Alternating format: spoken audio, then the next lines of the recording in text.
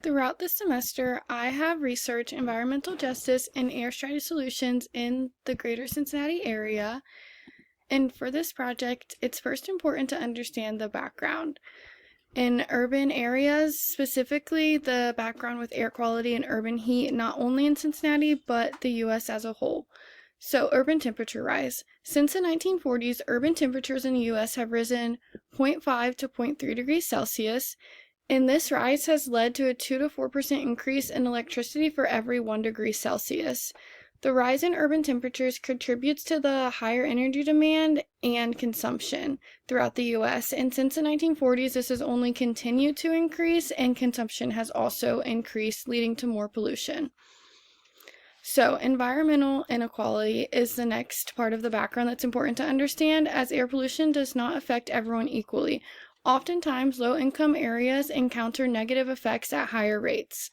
Low-income neighborhoods are frequently located close to major highways, industrial zones, and factories. So, addressing air pollution in Cincinnati. Environmental injustices in urban planning. The current situation. So, right now, urban planning decisions have push marginalized communities near highways and industrial zones, and this has historically happened for many decades.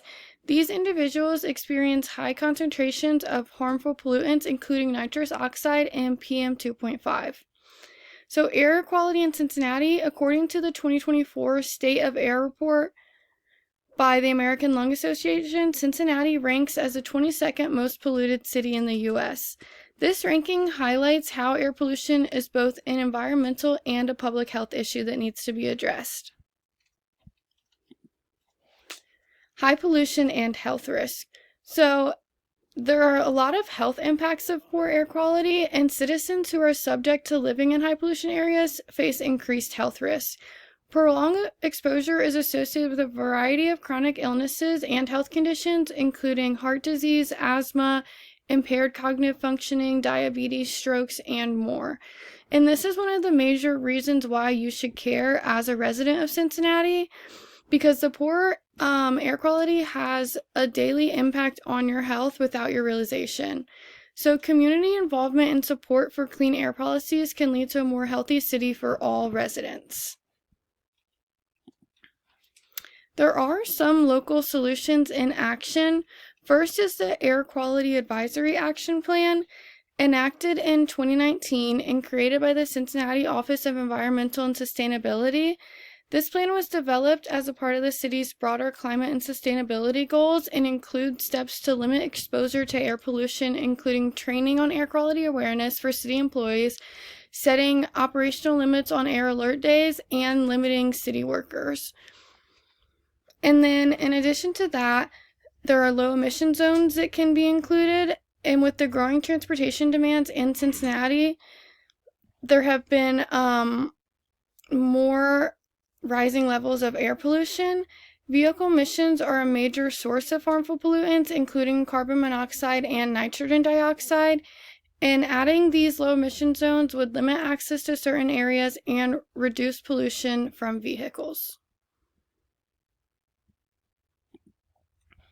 So, air pollution is more than just an environmental issue, it's also a justice issue. As we've discussed, oftentimes marginalized communities are disproportionately faced with the risk of being exposed to poor air quality because where they live and what they're exposed to. So, Elbert Javante Woods was a 16-year-old Cincinnati resident who tragically passed away in 2010 from asthma complications. He was first diagnosed at 2 years old and was able to manage his condition with prevention medication and an inhaler. However, his family was unaware of the prolonged impacts and fatal risk of his condition on days with low air quality. The tragic loss of Albert highlights the fatal risk associated with poor air quality and the drastic need to make an immediate change. Asthma and other health conditions that are a result of these conditions could be prevented with the proper interventions. So, this is where the call to action comes in. Air pollution is a crisis. The city of Cincinnati as a whole faces significant air pollution challenges that continuously impact residents' health. Marginalized communities are disproportionately affected, specifically low-income areas and communities of color. Improving air quality is both an environmental and human rights issue. As a resident of Cincinnati, what can you do? First, you have your own responsibility to reduce pollution through reducing car use, conserving energy at home, and more. Supporting clean air policies can also make a major impact by pressuring policymakers to take action on air pollution. There can be stricter emission regulations, increased investment in green infrastructure, and expansion of low emission zones. And then here is my works cited. Thank you guys.